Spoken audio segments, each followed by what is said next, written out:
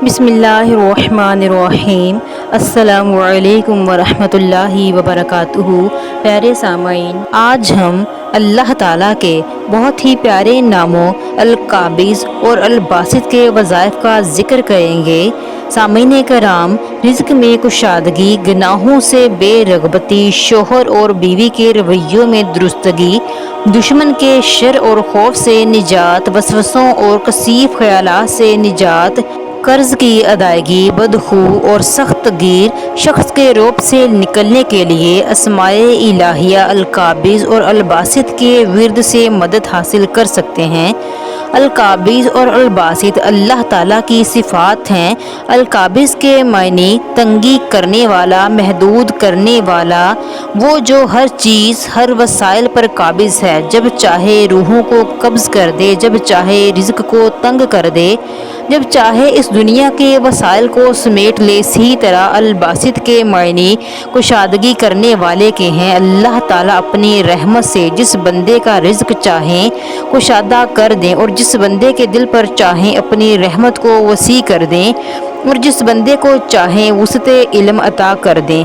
सिफ़त अल-काबिज़ के ज़रिए अल्लाह इंसान पर अपनी गिरफ्त सख्त और सिफ़त अल-बासित के ज़रिए अपने बंदों पर गिरफ्त ढीली करता है। सामीन कराम, अदब का तकाज़ा है कि इन दोनों अस्मा का ज़िक्र एक साथ किया जाए, क्योंकि अल्लाह ताला की पूरी कुदरत दोनों नामों को एक साथ ज़िक्र करने के बाद ही ज़ाहिर होती है। सूरह अल-बकरा की आयत में अल्लाह ताला फरमाते हैं, और अल्लाह ही तंगी और कुशादगी करता है और तुम्हें इसी की तरफ लौटना है।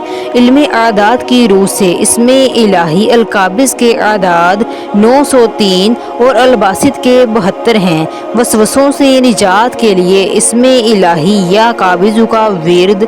इंसान के अंदर जब अकीदा कमज़ोर हो जाता है तो वो तरह तरह के वसवसों में गिरफ्तार हो जाता है। कभी ख्याल आता है कि मेरे ऊपर किसी ने जादू कर दिया है, कभी शैतान इसके दिमाग में ये बात डालता है कि इसे किसी की बद्दुआ लग गई है। लेकिन जब वो खुद अपना मुहासबा करता है तो इसके सामने ऐसी कोई बात नहीं आती जिसकी बिना पर कोई इसे बद्दुआ दे। ये बात भी उसकी समझ में नहीं आती कि इसका कौन दुश्मन है, इसलिए कि वो खुद किसी के साथ बुराई नहीं करता। इस किस्म के वसवसों और कसीफ ख्यालात से महफूज रहने के लिए रात को सोते वक्त 111 मरतबा या काबिज़ु पढ़ना नहायत मुफीद और मुजर्रब अमल है। हज़रत अशरफ अली थानवी अपनी किताब में इस्म अल-काबिज़ के फ़ज़ाइल व बरक़ात के मुतल्लिक़ फरमाते हैं कि इस्म मुबारक अल-काबिज़ 40 दिन तक रोज़ाना एक रोटी के लुक़मा पर लिख कर खाया जाए तो रिज़्क में कुशादगी होती है और पढ़ने वाला भूख की अज़ियत से महफूज रहेगा। दर्द, चोट और ज़ख्म की तकालीफ में कमी महसूस होती है। इसमें मुबारक अल-काबिज़ का बकसरत विर्द करते रहने से गुनाहों से बेरग़बती होती है। अल-बासित बकसरत विर्द करने से अल्लाह ताला इसके दिल को फ़राखी नसीब फरमाता है और कंजूसी और बख़ीली से हिफाजत होती है। कोई वक्त मुतय्यन करके हर रोज़ इसी वक्त इसमें मुबारक अल-बासित का 1100 मरतबा पाबंदी से विर्द करें। अल्लाह के फजलो करम से रिज़्क में फ़राखी और वुसअत पैदा होगी। बदकिरदार शोहर को राह रास्त पर लाने के लिए वजीफ़ा आप रोज़ाना या काबिज़ 1100 बार पढ़कर दुआ करें।